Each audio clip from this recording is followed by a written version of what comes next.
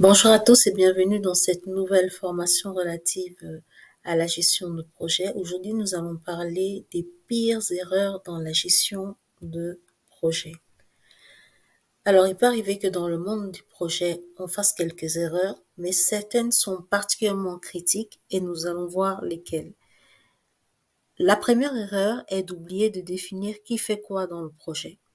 C'est vrai que ça peut être évident entre le sponsor, le métier, l'équipe projet et l'IT de savoir qui fait quoi, les uns et les autres ayant l'habitude de contribuer à des projets, mais pour chaque projet spécifique, il faut vraiment définir une matrice des rôles et des responsabilités.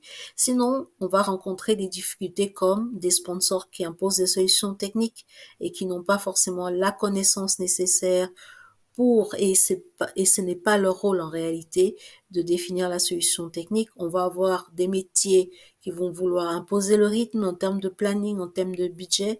On va avoir une équipe projet qui va essayer de revisiter le business case pour qu'il corresponde mieux à la solution technique définie par l'IT.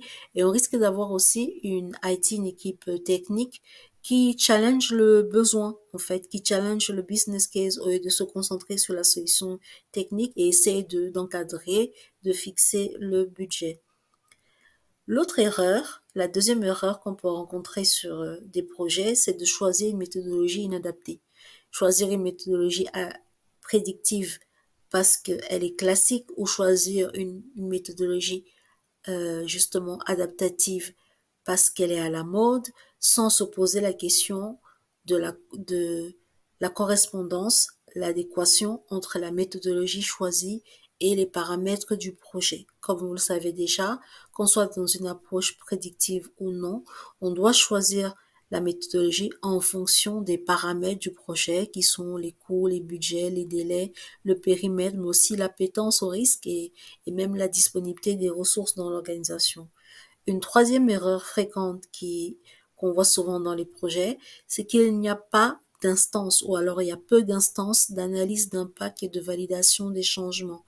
Dans un projet, il peut y avoir des changements de budget, des changements de planning, des changements de périmètre, des rotations de ressources. Chaque changement impacte le projet dans ses aspects globaux. Il faut tout le temps analyser les changements, l'impact de ces changements et vérifier qu'ils sont partagés et validés par les instances relatives dans le projet. Et enfin, dernière erreur souvent rencontrée, c'est ignorer les retours d'expérience des projets similaires.